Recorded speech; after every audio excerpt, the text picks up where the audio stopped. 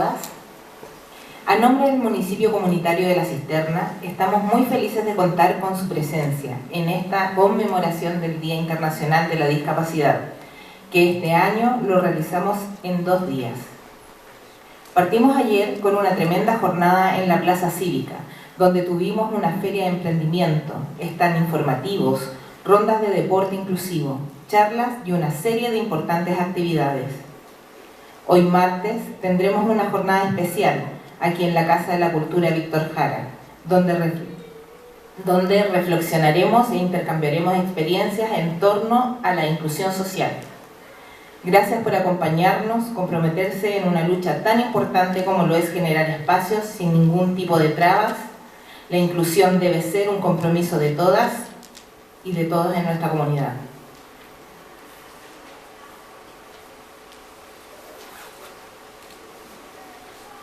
Antes de comenzar, queremos saludar cordialmente a las autoridades que hoy nos acompañan. En representación del alcalde, Joel Olmos Espinosa, el dueño de casa, le aprovechamos de dar las gracias por esta instancia. A los concejales de la ilustre Municipalidad de La Cisterna que nos están acompañando, la concejala Mónica Quesada, Jimena Tobar, Marjorie Vázquez, al director de Dideco, Eladio Recabarren. ¿Dónde está la Aurorita? Por ahí se me queda a la Aurorita Carrión también, de la Oficina de Discapacidad, y Mariol. Saludamos también a las autoridades que nos acompañan. A Natalia Ramos Core. ¿Dónde está la Natalia? Que levante la manito, que no la... Hola, Natalia. Ah, es Karina, a mí me dijeron Natalia Ramos. Entonces lo corregimos al tiro. Rebobinemos esta parte, por favor. Rebobinamos, ¿ya? A Karina Ramos Core. ¿Ahí sí? Sí. Nosotros lo borramos. También saludamos a las autoridades que nos acompañan. Aquí deberían haber habido más autoridades que habían confirmado, pero no han llegado por el taco. Se lo vamos a pasar de largo y si llegan los saludamos entre medio, ¿ya? Para no alargar tanto ahí el preámbulo. A los directores y directoras de la ilustre Municipalidad de La Cisterna, y especialmente un saludo a ustedes, vecinas y vecinos que nos acompañan en esta jornada. Oficialmente, el Día Internacional de la Discapacidad se conmemoró el domingo 3 de diciembre como una forma de recordar el establecimiento del Día Mundial por parte de Naciones Unidas en el año 1992. Esta acción de la ONU buscaba multiplicar los esfuerzos destinados a promover la igualdad y la inclusión de las personas en situación de discapacidad en todo el mundo. Una fecha con el objetivo de sensibilizar a la sociedad sobre los desafíos que enfrentan estas personas y al mismo tiempo promover su inclusión en todos los aspectos de la vida. En este marco, la realización del conversatorio Autismo e Inclusión, ¿qué necesitamos para sentirnos parte?, es importante para visibilizar la lucha que día a día realizan las familias completas para avanzar en la inclusión social y laboral.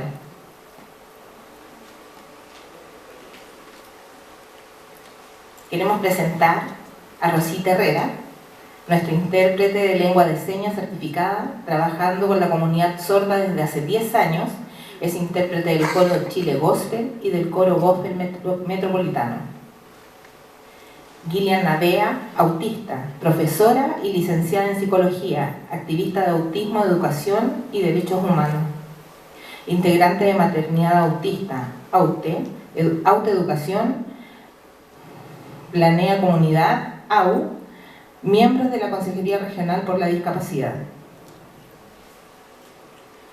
Arlene, autista, profesora, cuidadora, persona no binaria, activista de autismo, integrante de Maternidad Autista, infinitamente y Educación. ¿Sabes qué, chiquillos? Esperen, me voy a leer eso de nuevo porque no se entendió bien y aquí me sale separado, ¿ya? Y quiero tener respeto por nuestros presentadores. Arlene, autista, profesora, cuidadora, persona no binaria, activista de autismo, integrante de Maternidad Autista, infinitamente y Autoeducación. Pía Pérez, autista, cuidadora e ingeniera en informática, activista de neurodivergencias e inclusión, integrante de Maternidad Autista y Autoeducación, Food y del podcast Autismo Sin Fin. Diego Infante, autista, autodefensor y divulgador sobre inclusión, dedicado a dar charlas por todo Chile sobre autismo e inclusión en primera persona. Un aplauso, por favor.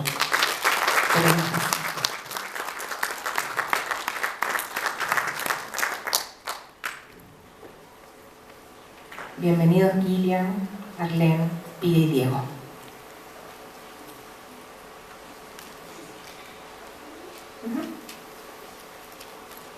Hola, me presento, bueno ya me presentaron, perdón. Preséntese nomás, con confianza. Yo soy Gillian, cuando me pongo un poco nerviosa como que se me va la voz, pero no se asusten, no es COVID ni nada de eso.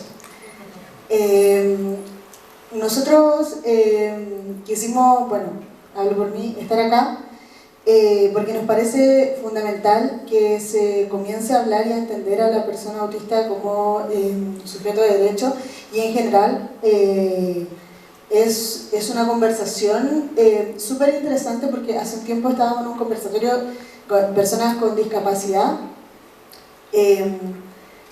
y era un tema súper conocido, ¿no? El entendernos como sujeto de derecho. Y no es un tema que se suele dar normalmente, como en conversaciones casuales, en personas que no viven alguna neurodivergencia o alguna discapacidad. La gente no tiene que estar recordando que son sujetos de derecho. Y esto va mucho más allá de lo que significa ser autista o tener algún otro diagnóstico. De repente incluso nos pasa, y yo creo que en general a más de alguna persona aquí le habrá pasado, que cuando decimos autista, nos dicen no, persona, porque eres persona antes. Como si el ser autista nos hiciera dejar de ser personas. Y al principio yo no lo entendía. Entonces una vez se presenta una persona y me comenta que no es de nacionalidad chilena, ¿cierto? Y yo me quedo como una persona argentina, y yo le digo, persona argentina. Soy argentina, persona argentina, porque antes de ser argentina eres persona. Y fue extraño para la gente. Y después yo me quedé reflexionando sobre por qué me había acostumbrado a usar el persona antes. Y claro, es porque así me lo enseñaron a mí, ¿no? Yo soy persona antes. ¿Y por qué no todas las personas tienen que explicar que son personas? ¿Por qué una persona que, no sé, tiene cabello rubio tiene que decir persona rubia? Creo que no. Y va un poco de la mano con esto, porque los derechos humanos, en el fondo, es un marco legal que tiene toda persona simplemente por el hecho de ser persona, que le protege ante la negación o la omisión de su libertad. Llegó Yerquito. Hola. Ante su libertad, ¿cierto? Su dignidad, entre otras. Y claro, entonces ahí viene como esta reflexión, ¿no? De por qué siempre las personas neurodivergentes y personas con discapacidad tienen que estar recordando que son personas o que son sujetos de derecho. Actualmente, en nuestro país, como en el marco legal, la verdad es que deja mucho que desear en el lenguaje. De repente la gente piensa que las personas autistas somos muy quisquillosas con el lenguaje, y en todas partes sale que somos personas muy literales. Entonces yo no entiendo por qué sorprende tanto. Y obviamente acercarnos un poquito a lo legal es súper violento debido a cómo se nos entiende, a las palabras que se usan para referirse a las personas. Y por eso nos vamos a quedar solamente con la ley 21.331, ¿cierto? Que habla de que toda persona con discapacidad, ya sea psíquica, mental, sensorial, física, psicosocial, que bueno, ese es otro tema, debe ser reconocida como sujeto de derecho. ¿Y por qué entonces En tantos países se comienza a hablar, por ejemplo, o a exigir o a pedir, ¿cierto?, que se generen ciertas leyes, como es en Chile el tema de la ley de autismo. Justamente por eso, porque nos toca recordar que tenemos derechos. Recordar que la educación, por ejemplo, que después es un tema que va a tocar Arlene, no es un favor. Recordar que tener adecuaciones para incluirse en todos los espacios no es un favor. Y se entiende perfectamente que tenemos cerebros que funcionan de forma distinta. La misma ley de autismo establece, ¿cierto?, que se debe reconocer la neurodiversidad, donde neurodiverso y neurodiversas somos todas las personas. Y dentro de esta diversidad de cerebro, ¿cierto?, está lo que diverge. ¿Estoy con el tiempo? ¿No? ¿Estoy bien? Ya. Entonces, eso en primera instancia. Se tuvo que, en el fondo, crear un marco legal que, en el fondo, sabemos que es algo pequeño, ¿cierto? Pero para que se respete, por ejemplo, el derecho a la participación. ¿Cómo se respeta el derecho a la participación si no se comprenden las distintas formas de comunicación? Por ejemplo, donde no todas las personas autistas, en este caso, se comunican a través del oralismo. Entonces, ¿cómo promovemos el derecho a la participación? ¿Cómo dejamos de hablar de ser sujeto de derecho para llevarlo a la práctica? ¿Cómo participa esa estudiante en las escuelas, por ejemplo? O en los centros de salud, ¿cierto? ¿Cómo se promueve la autonomía, que también es un derecho, ¿cierto?, dentro de las posibilidades que tenga cada persona, si ni siquiera está la posibilidad de participar o de comunicar, que es algo tan básico? Y desde ahí, en el fondo, parte como el cuestionamiento y la reflexión. Voy a dar el pase, entonces, fin.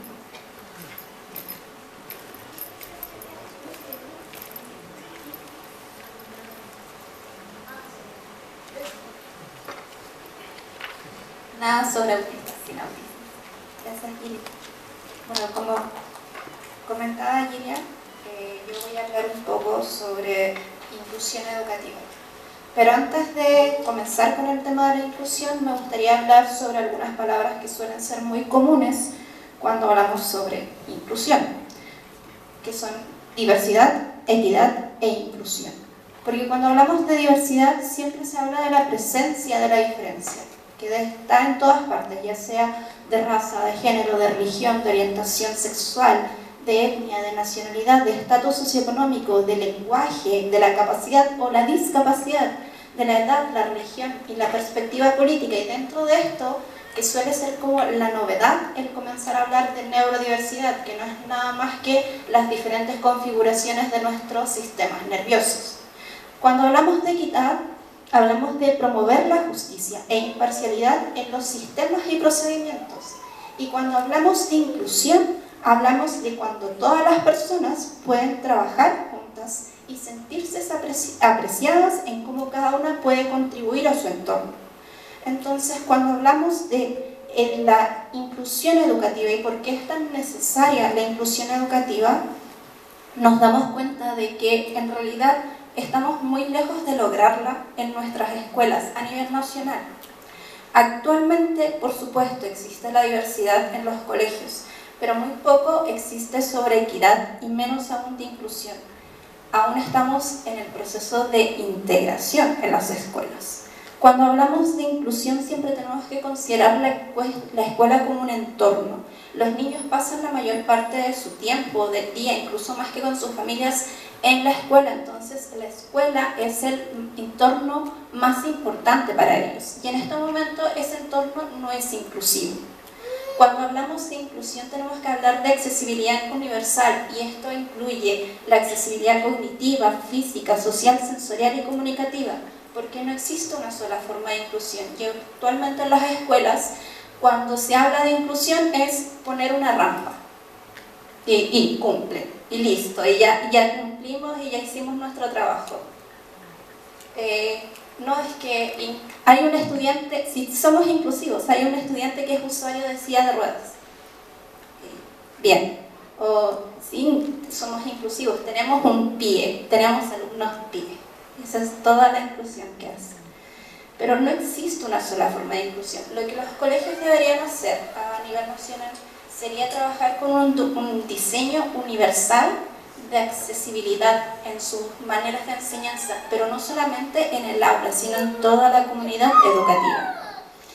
Y cuando esta planificación de manera general no fuese suficiente, porque sabemos que nuestras necesidades de apoyo son distintas, sabemos que nuestras necesidades de apoyo a veces se contradicen unas con otras. Puede que un estudiante necesite moverse constantemente y otro estudiante necesite calma en su clase. Entonces, ¿qué hacemos cuando la accesibilidad universal se nos complica porque tenemos necesidades contrarias? Es ahí cuando los colegios debiesen y los docentes debiesen llevar a cabo planes individuales de ajuste razonable. Y estos ajustes razonables también deben ser cognitivos, físicos, sensoriales, comunicativos y curriculares. Actualmente en las escuelas los profesores con suerte, con mucha suerte, aceptan un ajuste curricular y muchas veces ni siquiera se involucran, sino que dejan todo el trabajo al pie y ni siquiera tienen un trabajo colaborativo con sus docentes, con sus compañeros de trabajo, y es como, ok, te toca pie, ya, vete con la tía del pie y después vuelves. O es que el alumno pie, ok, que la tía del pie le tome la prueba, y el profesor nunca se involucró en el ajuste que era necesario para ese estudiante. Que como yo les comentaba, no son solamente curriculares, podemos hablar de ajustes físicos. Por ejemplo, es muy común que en los patios de las escuelas de Chile sea todo una gran cancha de fútbol y la pelota la protagonista. Pero ¿dónde están las otras zonas de juego? ¿Dónde está la zona para el que quiere leer? ¿Dónde está la zona para los que quieren conversar tranquilos? ¿Dónde está la zona para los que quieren jugar un juego de mesa? Siempre tiene que haber una diversidad en los espacios. En la sala de clase tiene que haber una diversidad. Yo tengo que saber, ok, aquí me tengo que sentar quieto, pero tal vez otro espacio en la sala si yo necesito moverme un momento, o saber que yo tengo la libertad de poder salir de la sala un momento. Entonces, cuando hablamos de ajustes comunicativos, que el lenguaje, las instrucciones, todo sea sencillo y paso a paso. Los ajustes sociales, que se deje de obligar a los estudiantes a trabajar en grupo, por ejemplo, porque no todos los estudiantes quieren trabajar en grupo con sus compañeros. Y por supuesto que los ajustes curriculares sean realmente un trabajo colaborativo con el pie y que no sea una labor que se le dé a los profesores de educación diferencial y que los profesores de aula no se involucren. Ahora, esto es en general, o sea, esta es la escuela que deberíamos tener, esta es la escuela que debemos exigir. Cualquier cosa menos que eso, yo no voy a agradecer nada que me hagan, ningún ajuste, no voy a dar las gracias de nada, porque lo que están haciendo los colegios ahora es menos del mínimo que se merecen nuestros estudiantes.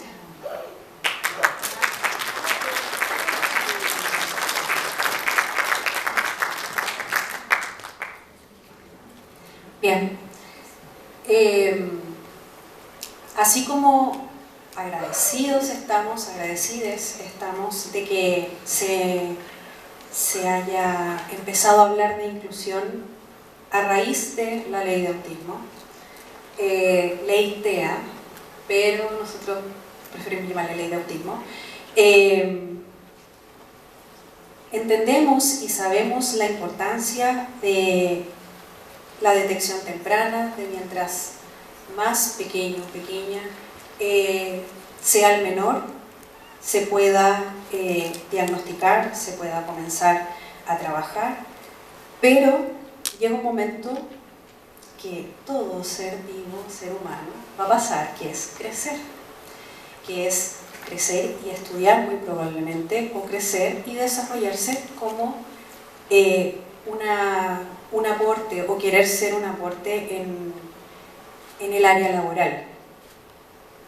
Ahora, desde la propia experiencia, he identificado algunos aspectos, los dividí en tres categorías: aspectos actitudinales, ajustes razonables y acuerdos mutuos, que son las primeras pinceladas de las que se puede estar ya hablando para la inclusión laboral. ¿Por qué? porque así como vino la ley de autismo a recordarnos que somos sujetos de derecho, también hace poco se actualizó y se implementó la ley de inclusión. Y la ley dice una cosa, sin embargo, en la práctica, en el día a día de ser una persona que va a trabajar, sea el rubro que sea, nos vemos enfrentados a incluso las mismas dificultades o las mismas barreras que enfrentamos al momento de estar en nuestra etapa escolar, en nuestra etapa a lo mejor universitaria, si así fue. Y dentro de los aspectos actitudinales que podemos ir identificando para poder hacer más inclusivo el proceso de ser un trabajador, ser una trabajadora, tenemos, por ejemplo, el flexibilizar en las entrevistas laborales. Muchas veces las entrevistas laborales, y creo que el 99,9% de las veces, son muy estructuradas, ¿ya? Eso se agradece, pero muchas veces las preguntas que te hacen vienen con un doble sentido, quieren buscar algo para buscarle la quinta pata al gato, como se dice.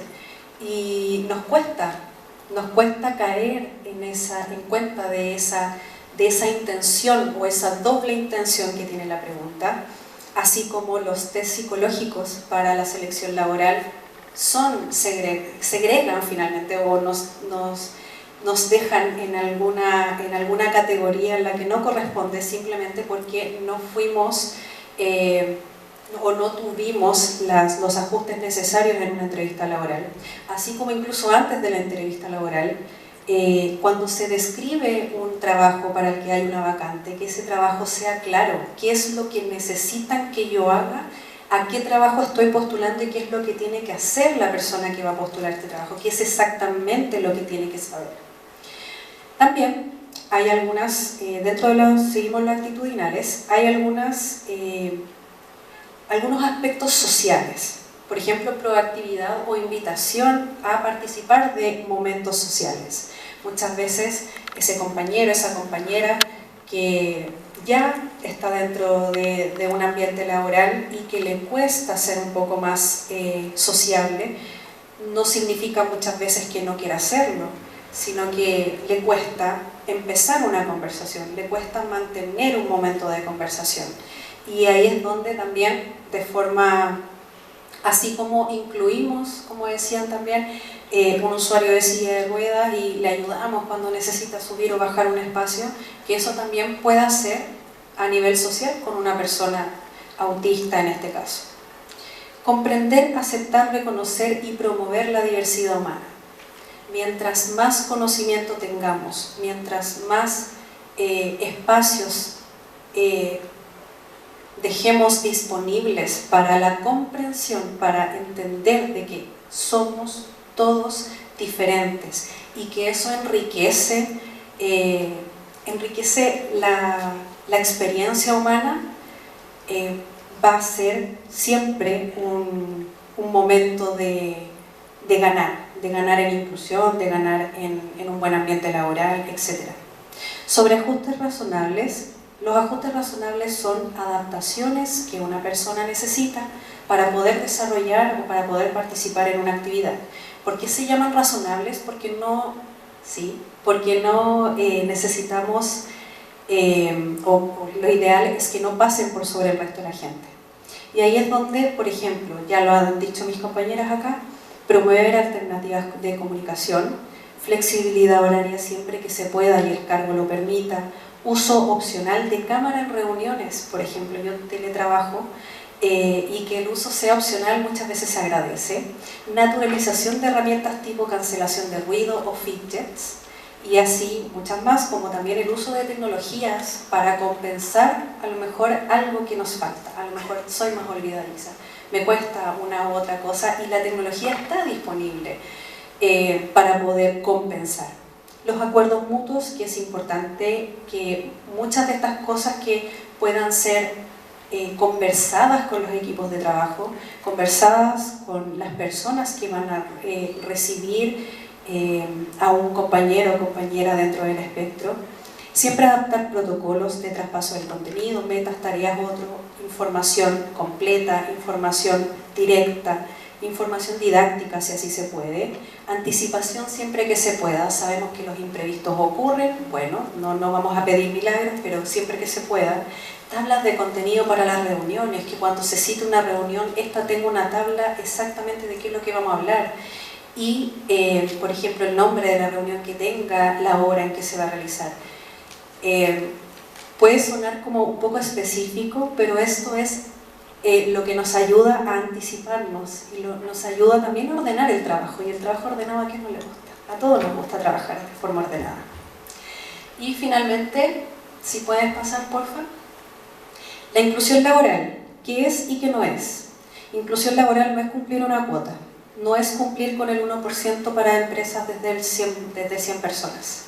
Inclusión laboral es un compromiso de proveer un espacio de desarrollo y cooperación mutua, porque nosotros entregamos nuestro tiempo, entregamos nuestro conocimiento, entregamos nuestras capacidades, así como la empresa que nos está contratando también nos entrega el poder de desarrollarnos y de poder recibir un salario. Y este intercambio de servicio-salario es como la forma contractual que todos tenemos. Pero ¿qué pasa cuando también hay un compromiso de que cuando estoy contratando a alguien vamos a hacer los ajustes?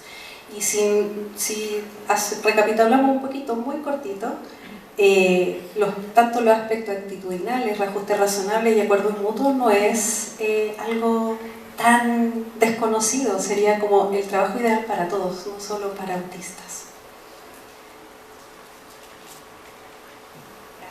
Gracias.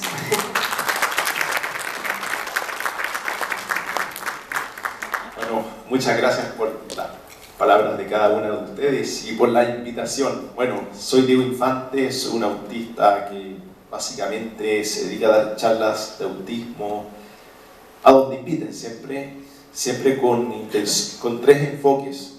Uno, bueno, a medida que cuento la experiencia de vida voy narrando, voy dando hartos tips de cómo tratar a personas autistas con las que se puedan relacionar.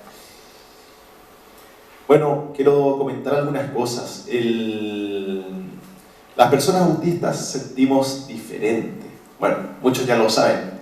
Habemos autistas que podemos ser más sensibles, o sea, tener los sentidos más desarrollados. Por ejemplo, los ruidos, el olfato.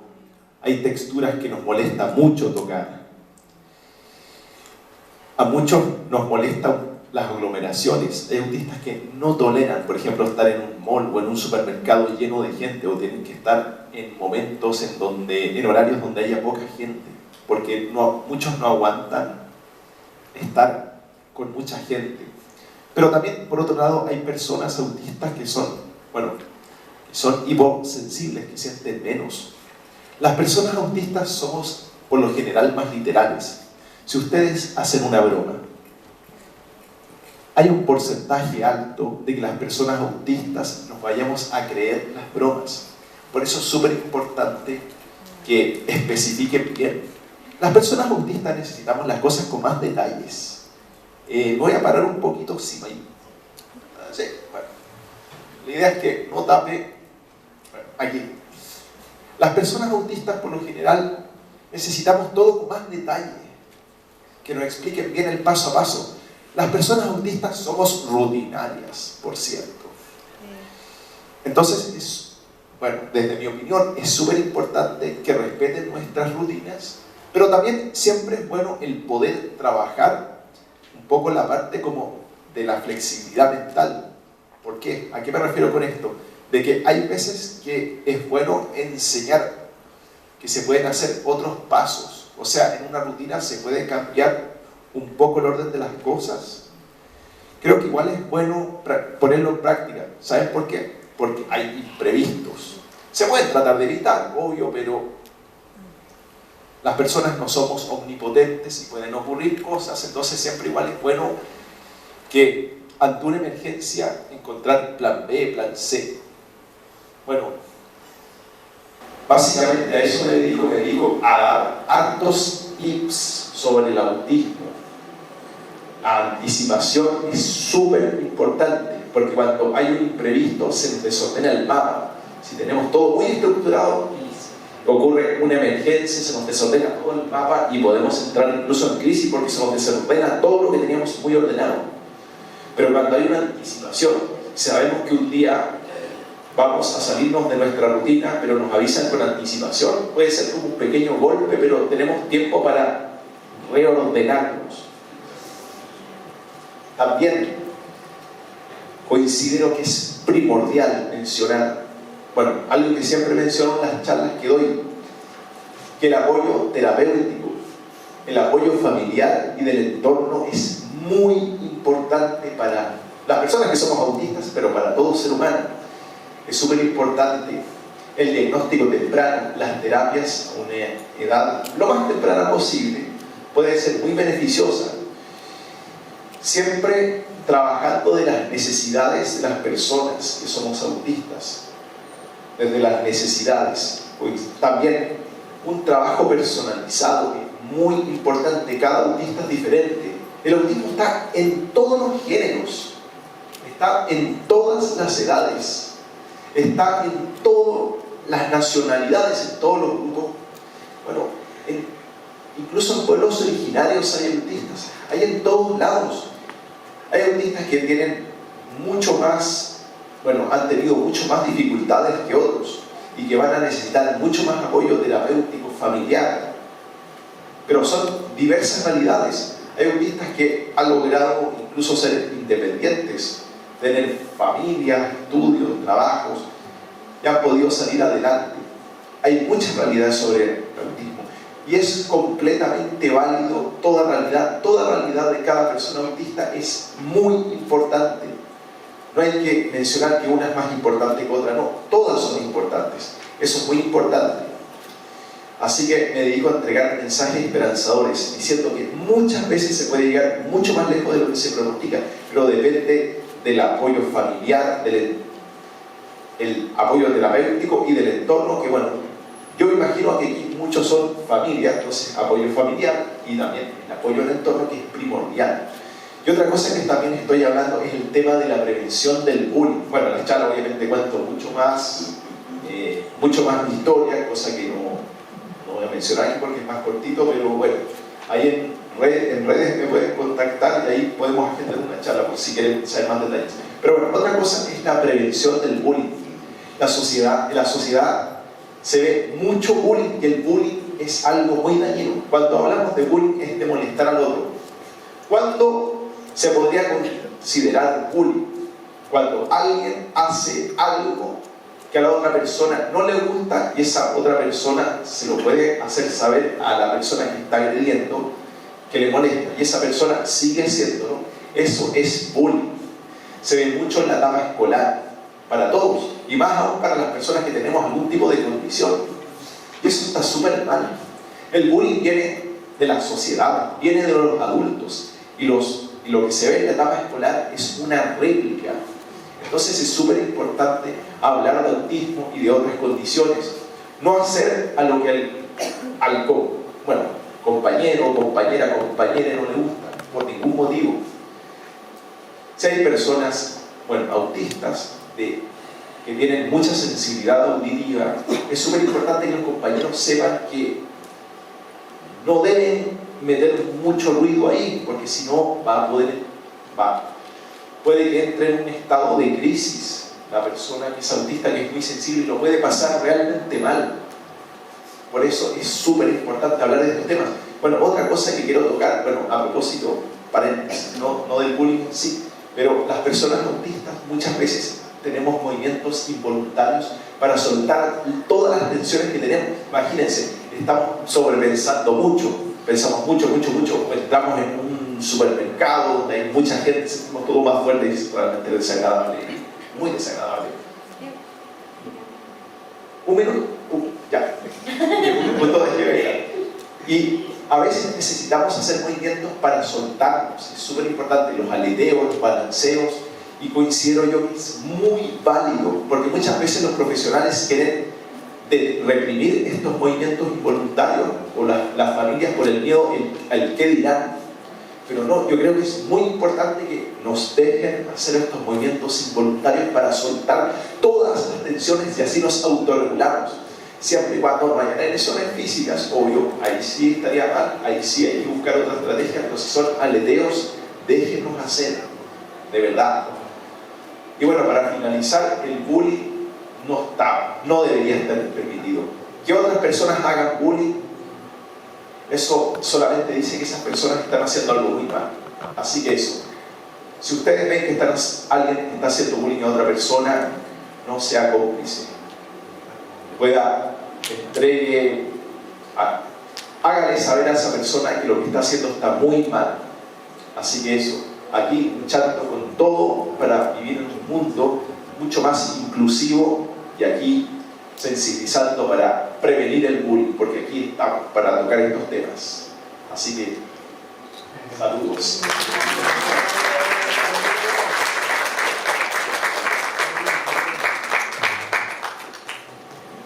Voy a agradecer, los chiquillos son secos. Secos, chiquillos. Ahora vamos a dar el inicio del break. En el break va a haber una presentación del video de lo que fue la celebración de la Teletón acá en la cisterna. Y vamos a ir con una premiación. Después de eso, o entre medio de eso, va a pasar gente del equipo solicitando las preguntas, ¿ya? Para poder en la segunda parte poder realizar las preguntas aquí a estos chicos secos.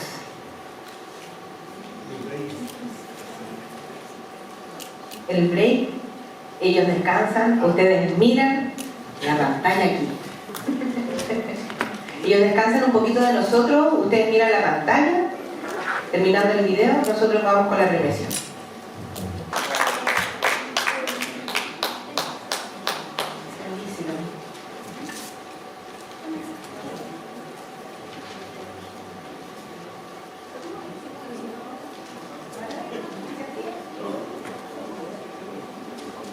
Te saludo al tiro, Daniel. Avisar que llegaste. Sí, Daniel.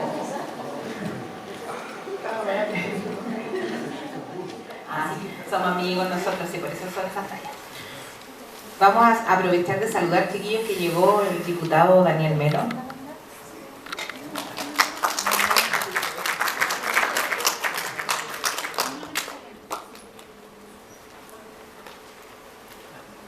Ahora vamos a dar paso a una premiación.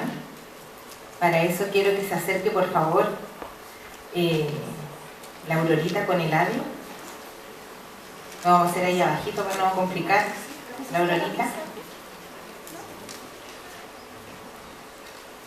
Y vamos a llamar a Cristóbal Torres Caroca.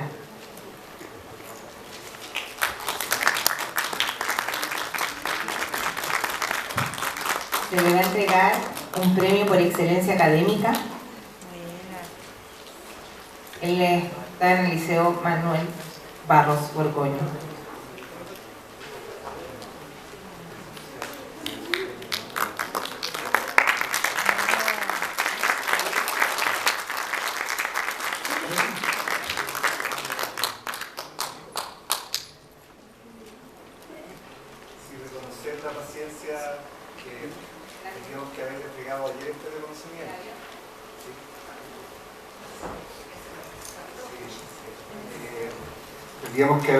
Te agradecemos por tu paciencia y por haber tenido la comprensión, porque tendríamos que haber entregado ayer este reconocimiento, ¿ya? Pero tuvimos ahí un percance, entonces hoy día lo estamos haciendo. Entonces hay un tiempo para poder resolver los problemas. Así que felicitaciones por tu buen desempeño, por tu liderazgo en la escuela.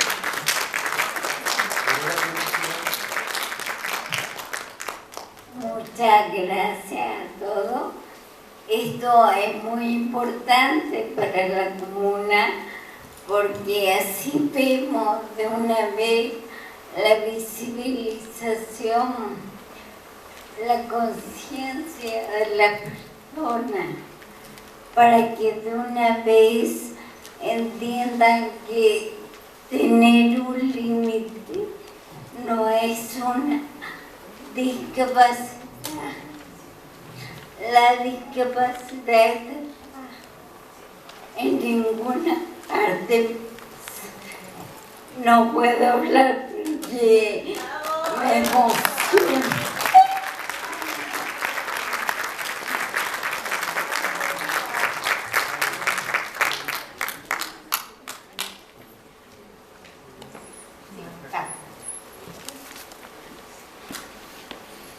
Ahorita que desayuno te vi mucho y se me mueve ahí.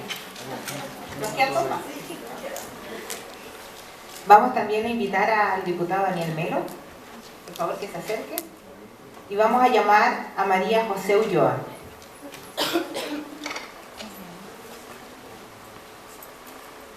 Este reconocimiento es una entrega por mérito social.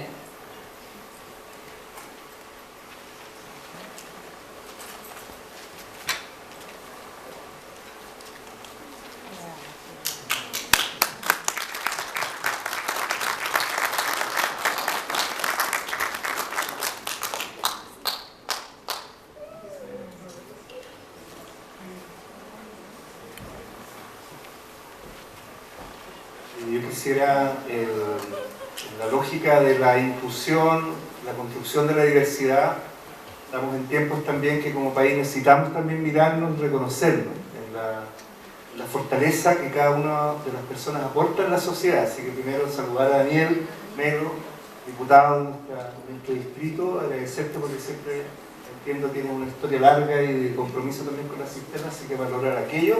Y quiero invitar a nuestras 3 concejalas, por favor, para acá. Jimena Tovar, ¿le damos un aplauso a Jimena?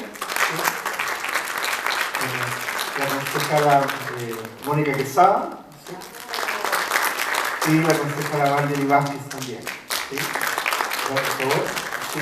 Y vamos a entregar, creo que queda un reconocimiento, ¿sí? Lo vamos a entregar entre todas y todos, ¿saben? Un gesto también inclusivo como municipio. Nuestra consejera regional también, Karina, por favor. Sí. Y llegó concejal Urrutia, Karina. Concejal Urrutia, por favor, aquí adelante. Sí. Sí, a veces uno puede pensar, discúlpenme que me tome este minuto, lo digo a decir muy sinceramente, también tomando la moción de nuestra querida Aurora. Creo que es importante también reconocer la autoridad, no solamente como la autoridad política, sino también el servidor y servidora pública, ya que a veces también ese aspecto no es recordado tan habitualmente, ¿no? Se ve solamente los aspectos políticos, los problemas, pero también, bueno, el tiempo que se dedica cada persona, el tiempo de su familia, las necesidades y los problemas que cada uno de nosotros tenemos, bueno, también ponemos a disposición ese esfuerzo colectivo, porque seguimos anhelando un país mejor. Así que por eso creo que es importante este momento también hacerlo en el momento que estamos hablando de inclusión y diversidad. Muy bien. Entonces ahora tenemos un reconocimiento, ¿sí? Sí. Katia? A Matías Herrera Villalobos. Por favor, gracias, Matías. Y este reconocimiento es súper importante también, porque es por la culminación de su proceso estudiantil.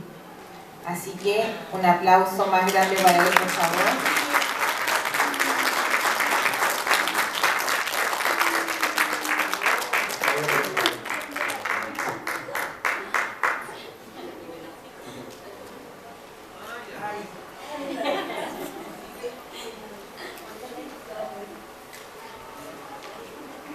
Yo creo que todos hemos estado, todas y todos, observando el último tiempo el tremendo trabajo que ha hecho Matías, un gran deportista que nos sorprende a cada uno y uno de nosotros, y también en la lógica del sistema de cuidado, yo creo que hay que rendir un homenaje también a la María Teresa como mamá, como dirigente social, como cuidadora, ¿cierto? Que yo creo que es un esfuerzo enorme, así que hacen una dupla maravillosa, así que...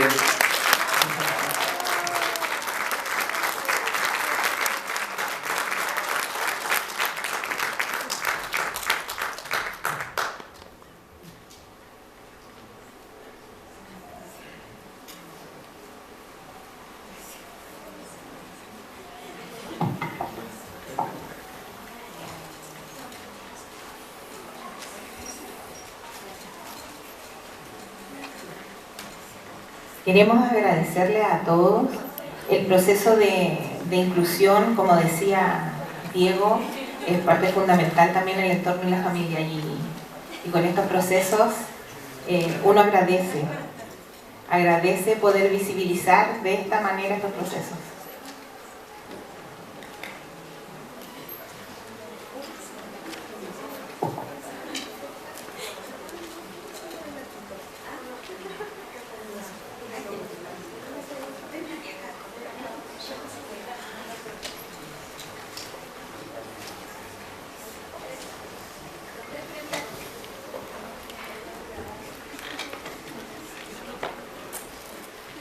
Y ahora me dicen que falta un reconocimiento más.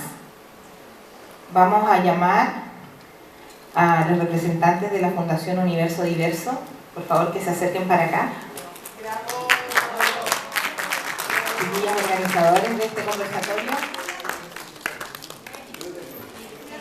¿Sí? No, si no vamos a meter las patas de nuevo. Si ahora hay, yo me aseguré de eso.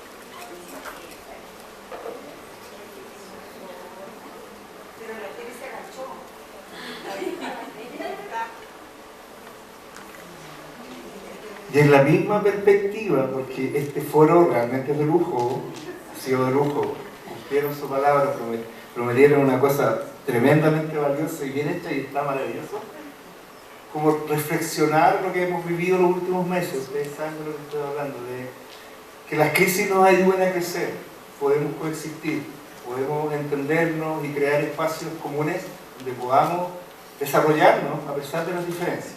Así que feliz, yo estoy muy feliz de verles, feliz a ustedes también, porque creo que están construyendo un camino propio, con la posibilidad también de darse cuenta que tienen un espacio también en el desarrollo de la comuna. Así que felicitaciones al mundo vivo.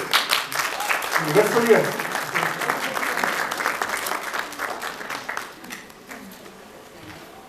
Qué orgullo, chiquillas, qué orgullo verlas aquí, siendo reconocidas en su comuna. Me encanta.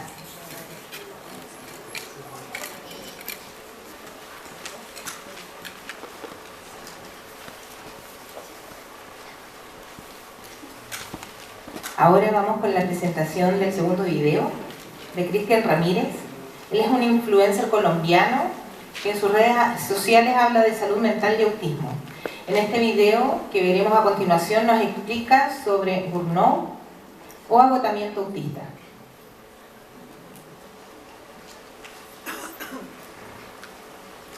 Que no se diseñó para las personas autistas hace.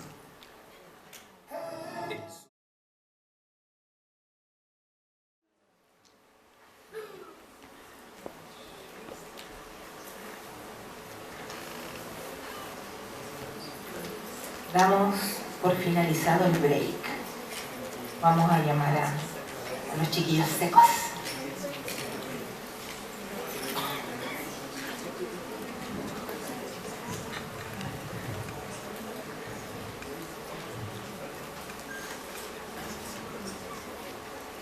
¿Estamos? ¿Estamos?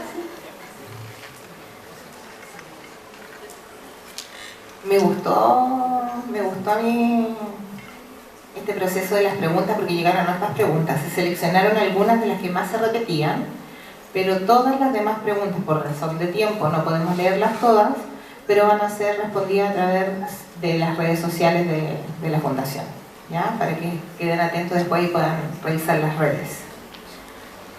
Chiquillos.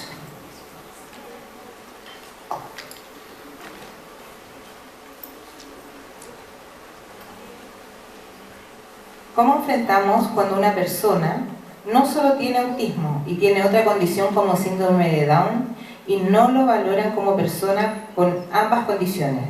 ¿Cómo nos podemos defender de esto ante colegio, mundo en general? Gracias.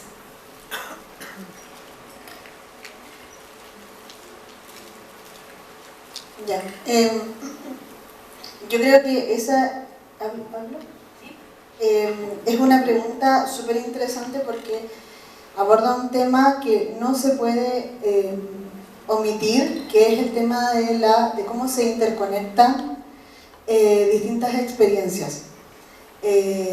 Una persona, ¿cierto?, que está dentro del espectro autista, por ejemplo, en un contexto de vulneración, ¿cierto?, evidentemente va a tener otras adecuaciones y necesidades, y ahí vamos al tema de los ajustes razonables que hablaban mis compañeras. Es súper complejo responder específicamente cuando no conocemos a la persona. Yo creo que eso es lo primero. Creer que existen especies como de Biblias sobre cómo se hace es volver a caer en lo mismo y olvidarnos de que es un espectro y de que hay una neurodiversidad. Entonces, claro, hablamos en este caso, por ejemplo, de una persona que coexiste en el diagnóstico, ¿cierto?, de autismo y síndrome de Down, que sigue siendo un sujeto de derecho. Lo principal es entender, comprender cómo la persona, por ejemplo, se comunica, cuáles son las herramientas que permiten a la persona la participación, cómo promuevo la autonomía de la persona. ¿Escuchamos a la persona o entendemos en el fondo qué es lo que la persona necesita, o yo soy un superhéroe que voy y la salvo porque yo soy... ¿Terminó? Porque yo soy salvador? Lo principal es entender a este ser humano, entender cuáles son las concurrencias que habitan en la persona, sus necesidades, y desde ahí proponer. Eso.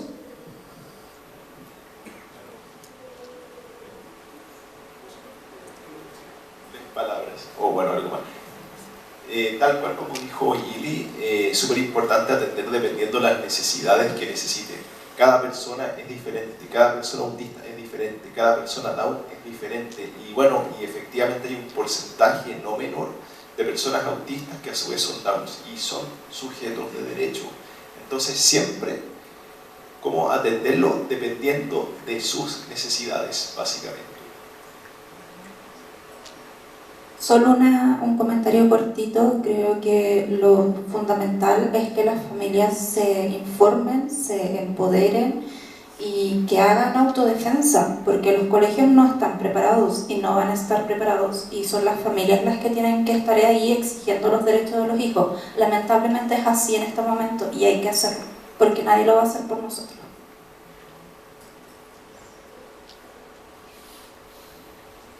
Bueno, sobre cómo enfrentar, no tengo claridad de si es enfrentarlo de forma emocional, de forma social, de forma psicoemocional, etc.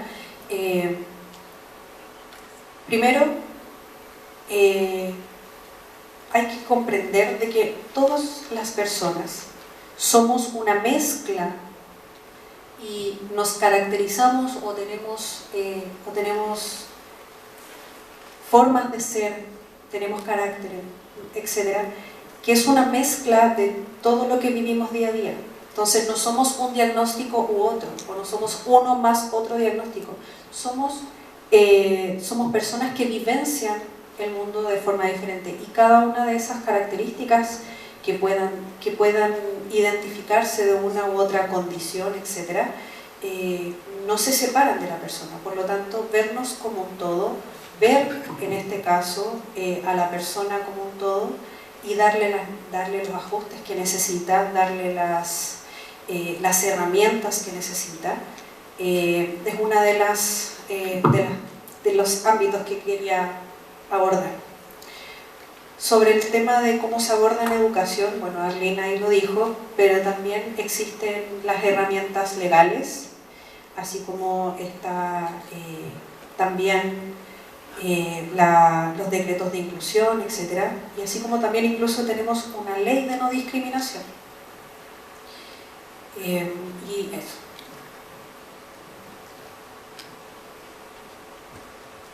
Y la superintendencia. El trabajo en conjunto que hacen los PIE y los profesores de sala, ¿cómo debe ser?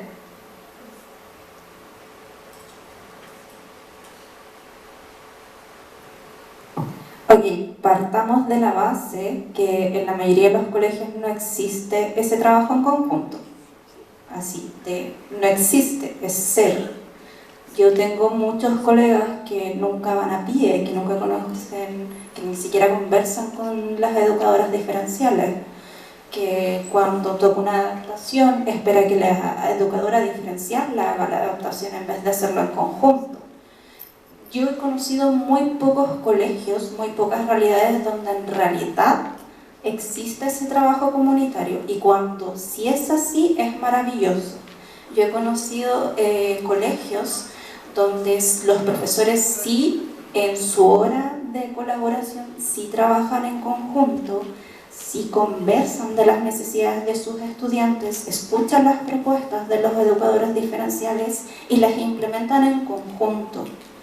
Pero esa labor, que debería ser en todos los establecimientos educacionales así, no se hace no por voluntad del PIE, lamentablemente, no se hace por no voluntad de los docentes de aula. Eso es netamente responsabilidad del docente de aula. Si en un colegio no se está haciendo ese trabajo colaborativo, hay que ver por qué no se está haciendo, quién es el encargado, quién está vigilando ese trabajo, quién está haciendo la gestión. Puede que sea de parte del PIE, puede que sea dirección, puede que sea UTP, quienes no están verificando de que ese trabajo se haga como se tiene que hacer.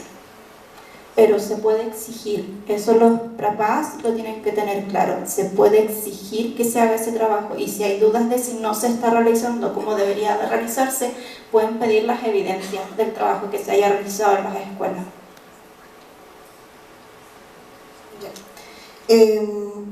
Aportar a lo que decían acá, el tema de cómo debiesen trabajar primero desde la coeducación.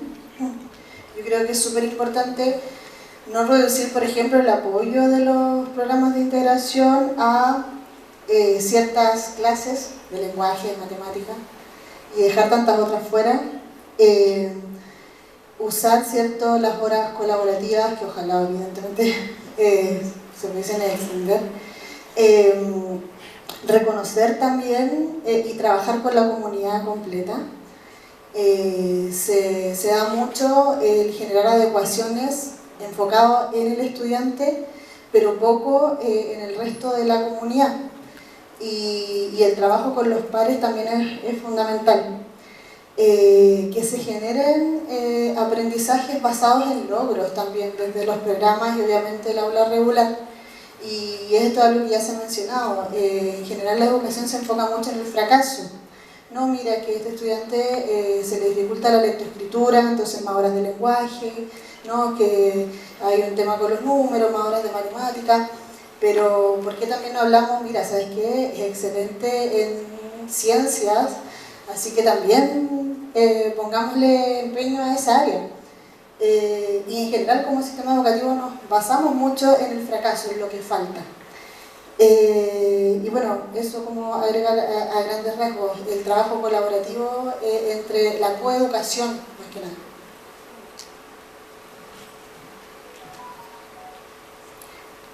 Lo voy a hacer un poquito más cortita, concisa, porque el trabajo entre el PIE y los profes, yo sé que esta es una opinión un poco popular, pero debe ser sin egos, verse como un apoyo, un complemento, y no como una competencia ni como una fiscalización. Mientras entendamos de que el PIE y los docentes pueden, o sea, nosotros podemos entenderlos, pero quienes están en el aula, quienes están en los establecimientos, lo vean como como un trabajo en conjunto para apoyarse y para lograr los objetivos, podríamos tener muchos mejores resultados, porque se sabe, nos ha tocado mucho verlo ya, que el ego muchas veces no solamente a los docentes o a la comunidad, sino que es un deterioro para la calidad del estudiante, para la calidad de vida del estudiante. Bueno, el trabajo complementario. O sea, encuentro que es súper importante que, tal como han mencionado, que, claro, los del PIE tienen la mayor responsabilidad. O sea, así se puede ver, pero también los profesores también deberían tener alta responsabilidad y trabajar en conjunto es primordial. Pero también es súper importante que puedan tener cercanía tanto profesores como profesionales del PIE con la familia, porque muchas veces en las familias hay una etapa, viven un duelo, muchos viven la frustración o muchos incluso llegan a negar el autismo, o a veces pueden darle toda la responsabilidad a la etapa escolar, que igual es cierto, los profesores tienen que ser muy responsables con sus estudiantes, pero también es bueno complementarlo con lo que se puede hacer en la casa. Que los profesores o profesionales del PIE le puedan dar algunas herramientas en la familia para que puedan colaborar en el trabajo. Me refiero al trabajo terapéutico, por cierto.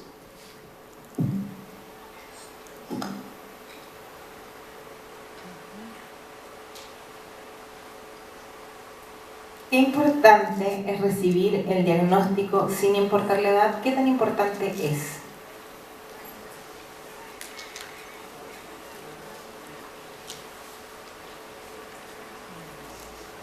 Hola, ahí sí. Independiente de la edad, cuando se recibe el diagnóstico, lo primero que hay que entender es que es un diagnóstico y no un pronóstico. Y eso sea en la edad que sea, va a ser información. La mayoría, creo, aquí recibió su diagnóstico en la adultez. Incluso, por lo menos el 75% de los participantes, después de ser madres, padres.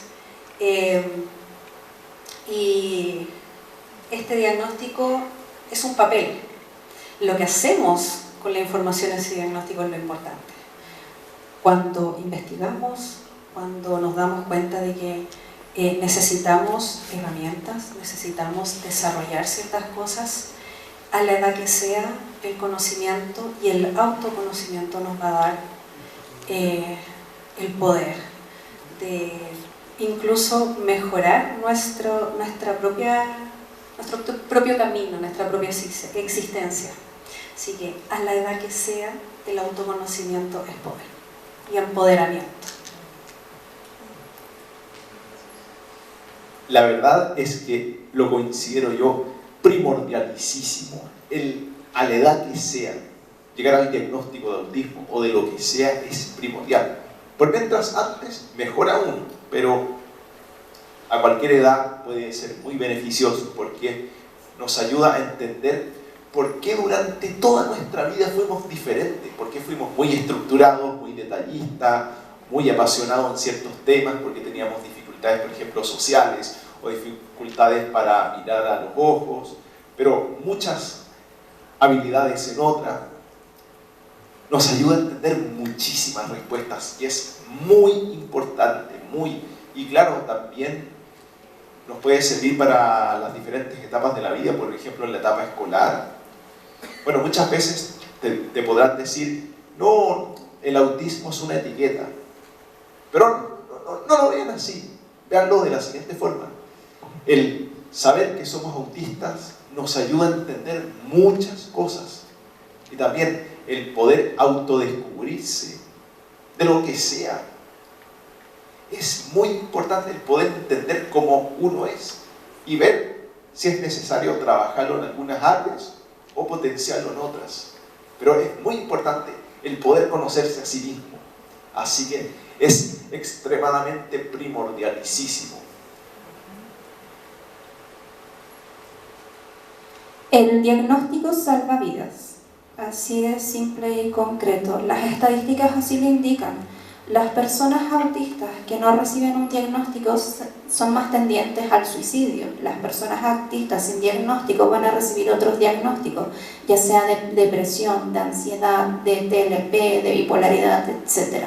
Muchas veces van a ser mal diagnosticadas y con un tratamiento farmacológico que no corresponde. Es increíble la cantidad de autistas adultos que pasaron por diagnósticos equivocados, que tienen, por ejemplo, gastritis crónica por la alta cantidad de psicofármacos que tuvieron que consumir durante su vida, porque se esforzaban a funcionar como si no fuesen autistas, porque no tenían las adecuaciones que necesitaban, porque no tenían los ajustes, porque se esforzaban haciendo más que en todo el día, hasta que colapsaban con un burnout. Cuando se habla de diagnóstico, incluso ni siquiera diagnóstico, también quiero incluir el autodiagnóstico. Cuando se habla del reconocimiento, ya sea con diagnóstico o con autodiagnóstico, es salvar la vida de un autista.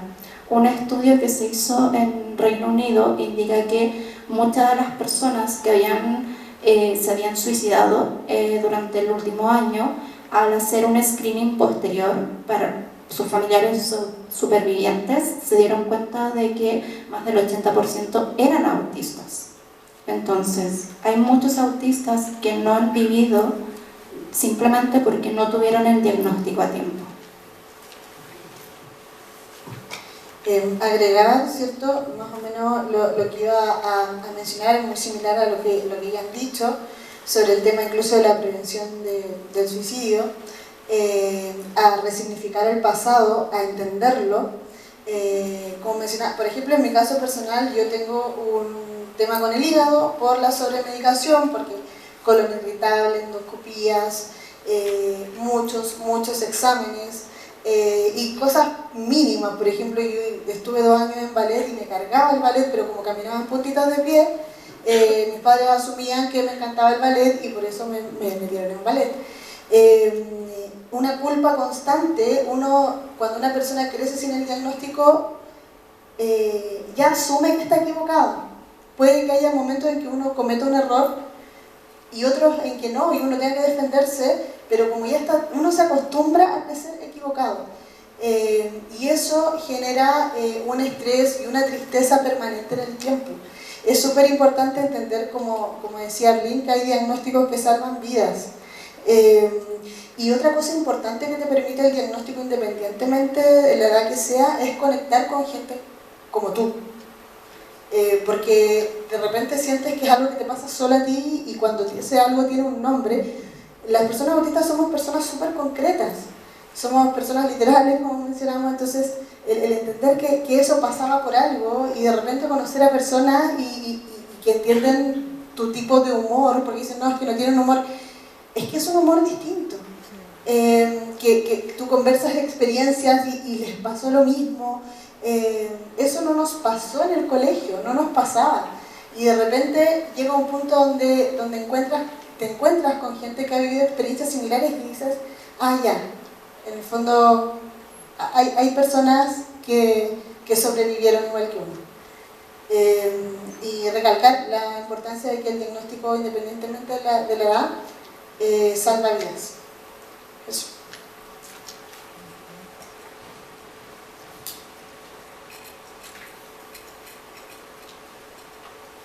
Me acaban de decir que estaríamos con la ronda de preguntas por honor al tiempo. Muchas gracias, chiquillos. De todos modos, todas las demás preguntas que no se alcanzaron a responder, que son muchas, y estoy muy feliz por eso, las van a responder a través de redes sociales, así que nos vamos a mandar tarea para la casa, chiquilla. Llamamos a Alejandro Oviedo y Diana Castillo en representación del equipo de Fundación Universo Diverso para hacer entrega de un pequeño reconocimiento.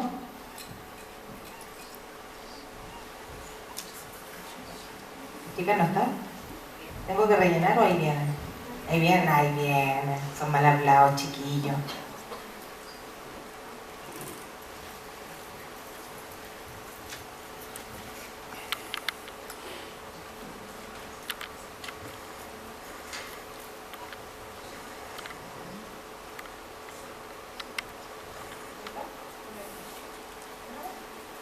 a Rosita Herrera.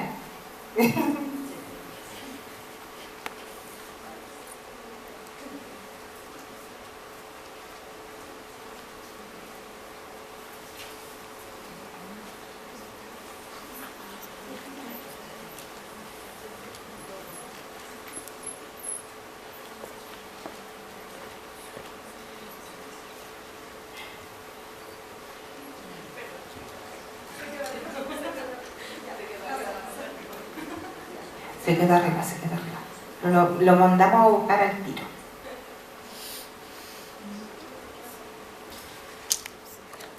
Gillian Navea.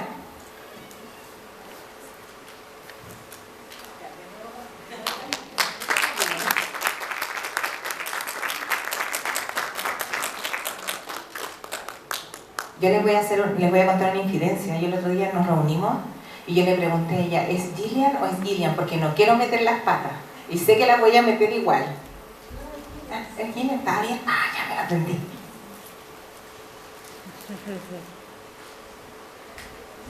Ahí está el de Rosita, entonces de nuevo. Rosita Herrera.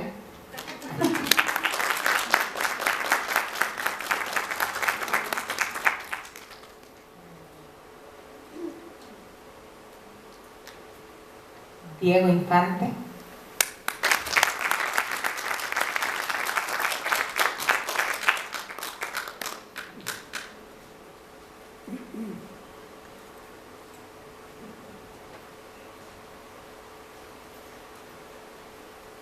Pía Pérez.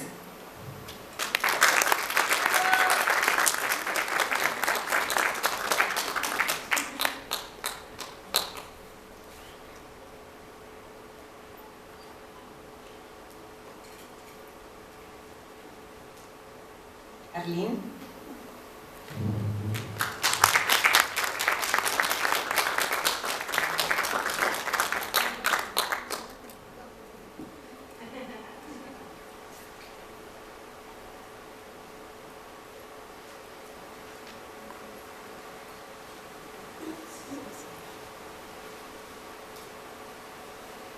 Bernardita.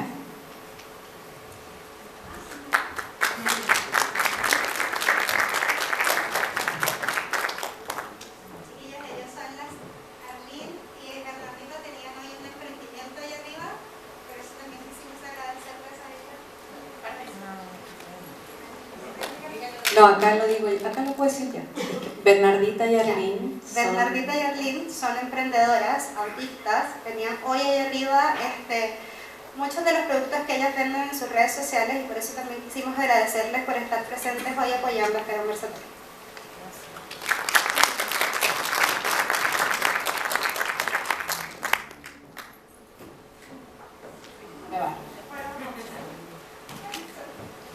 Katia, ¿me das un minutito? Yo quiero agradecer a Diego, a Arlene, a Gilia, a Bernardita, a mi comunidad autista, que nos apañamos en todo, nos acompañamos, nos apoyamos, nos educamos entre nosotros también, agradecer el apoyo incluso Diego, que hasta último minuto no iba a venir, pudo venir. Entonces, gracias a toda mi comunidad, gracias Bernardita también por estar aquí presente.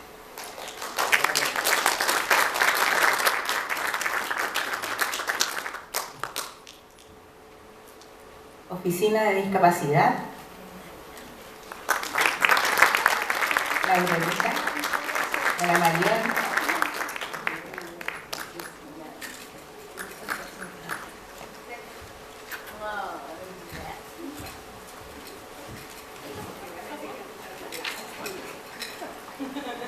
A nuestra moderadora Katia. Sí, este agradecimiento es muy especial, es a Fundación Los Residentes, que es nuestra fundación hermana. Nos han apoyado, nos han acogido desde que empezamos con este camino y son nuestros grandes hermanitos de fundación, así que queríamos no dejar pasar este momento para agradecerles por todo el apoyo que nos han dado. Sin llorar.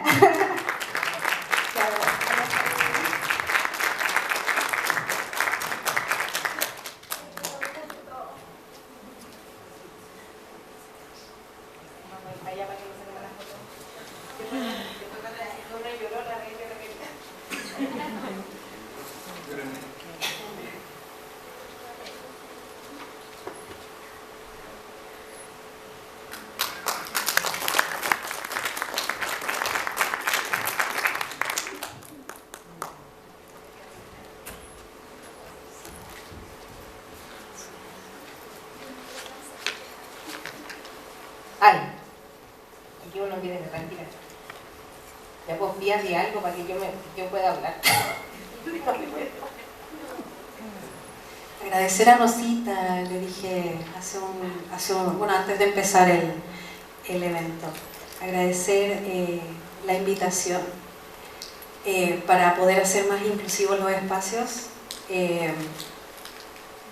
y que así como nosotros usamos pictogramas, etc., es una forma de empezar a naturalizar la inclusión. Y eso significa que ojalá en todo evento, no solo en eventos de inclusión, no solo eventos de la oficina de discapacidad, no solo eventos que tengan que ver con estos temas, que siempre exista la participación de un intérprete o una intérprete de señas. Y así ya después de un tiempo va a ser parte básica, como la base de cómo empezamos a organizar. Y así como eso, cada vez podemos ir implementando más cosas. Gracias, Rosita.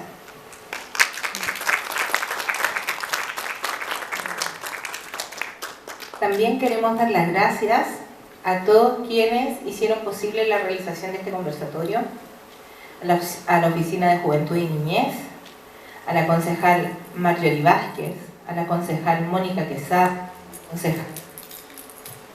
al concejal Jacob Osorio, al concejal Alejandro Urrutia, al diputado Daniel Melo. Y quiero aprovechar de saludar aquí a mi compipa que llegó de otra actividad que tenía, al concejal Marcelo Luna. Aprovechamos de saludar antes de dar el término de. Y también me quiero tomar una atribución para felicitar a los chiquillos por este conversatorio, a la Fundación Universo Diverso, desearles los mejores parabienes. Son secos, chiquillos, estamos muy orgullosos de ustedes. Perdón la emoción, pero hemos sido parte de este proceso. Ha sido un proceso que en muchas situaciones fue bastante duro, pero nosotros teníamos la confianza en ustedes, creíamos en ustedes, porque los vimos trabajar siempre, agradecidos de la vida, de poder haber coincidido y poder trabajar juntos. Solo eso. Muchas gracias.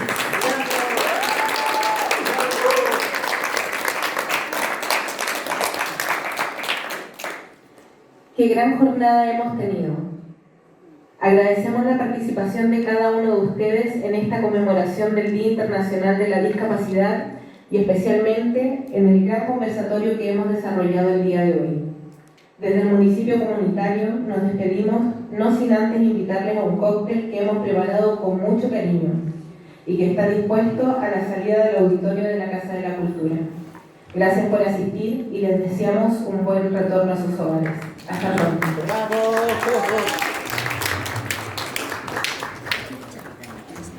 Ay, sí, alguien me faltó entregar el lapicito y lo dejen en la entrada, por favor. Son con de vuelta. Si no, Aurora ahí me va a meter.